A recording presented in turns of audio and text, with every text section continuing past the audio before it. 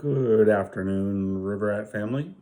So I am Travis Demmons, and I'm the director of softball. And rather than sending out a weekly email, which may or may not get read by two-thirds of the population, I felt that I wanted to reach out to everybody and do this video, and hopefully give you some information. But before I do that, I want to extend the well wishes of the River Rats family to all of your families, and I hope that everybody is staying safe and adhering to the social distancing and in an effort to try and get us all back together as soon as possible.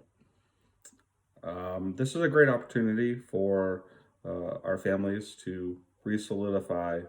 We're not all going in 100 different directions. We're all stuck at home for the most part.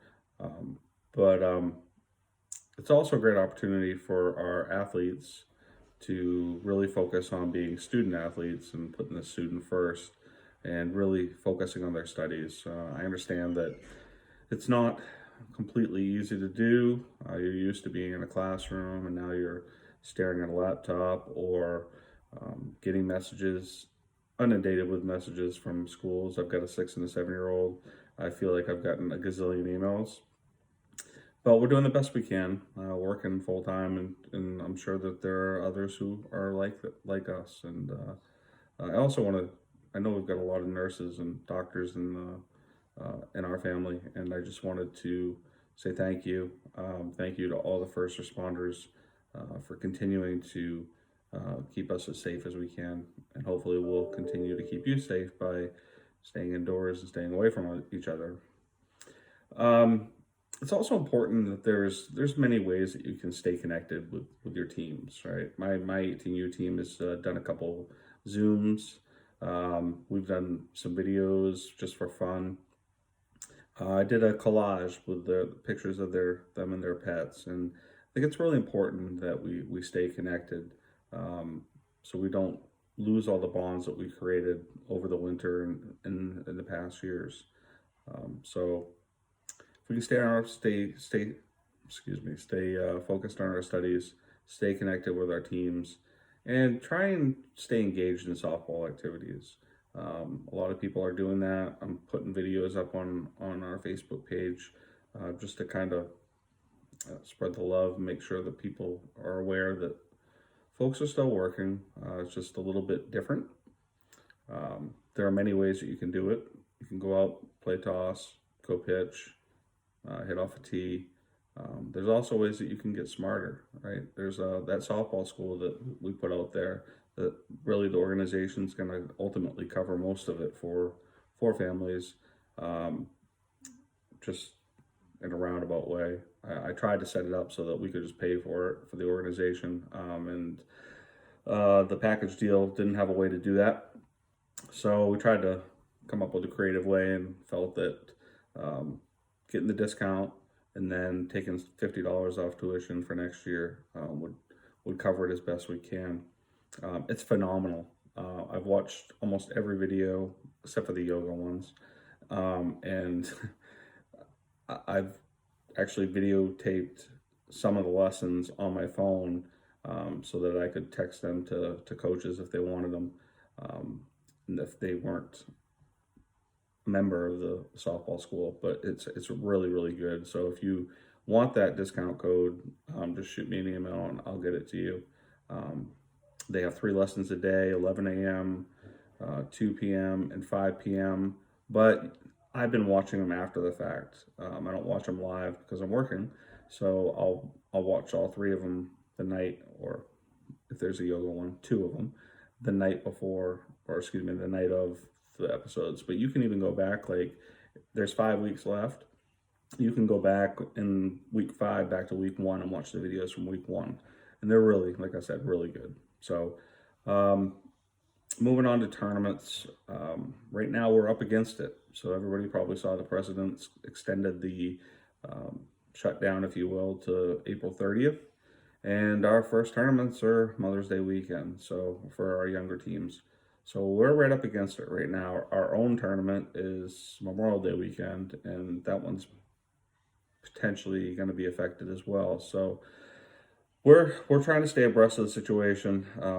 If tournaments get canceled in May, we'll look to add tournaments in August, so that all of our teams get the same tournaments, same number of tournaments that they were going to get. We're actually looking at potentially moving our younger tournament to August if the situation does not get rectified prior to then.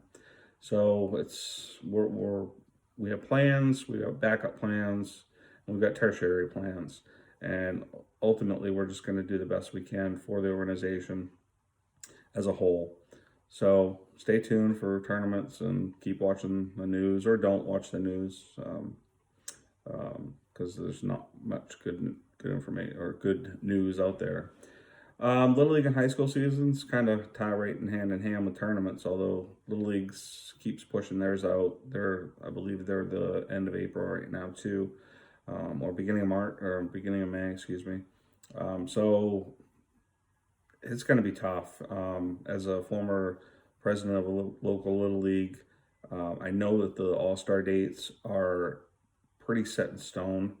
So, and for most of you are familiar with Little League, you know that if they start in May and they have assessments, they have tryouts, and or if they skip that process and just do a random pick, it's going to be really tough because All Stars for 11 and 12s are set for the beginning of June, and 9-10s follow right after them. So, and those are all dictated by regionals, and which are dictated by World Series. So it'll be tough. 9-10s, they have a little bit more latitude because they don't have a World Series. They end at regionals, but 11-12s they're going to be up against it. So Little League will be tough. High school, we're still hopeful. The email traffic that I've seen lately has been optimistic, but they're pushed out right now to the end of April as well. So they would have to have a quick turnaround as well, and then they'll have probably games stacked on top of each other. But it's not out of the realm of possibility that it happens, and like I said, we're hopeful. We are taking precautions in the event that Little League and high school get canceled. I've been in contact with several directors throughout New England, and we're actually sponsoring a potential league that would not take the place of high school and Little League, but would act as a filler, so that our girls could get more games and get more practices. So we'll see what comes of that. There's definitely a groundswell to make sure that we don't lose the whole year. So we're going to do what we can. Uniforms are in.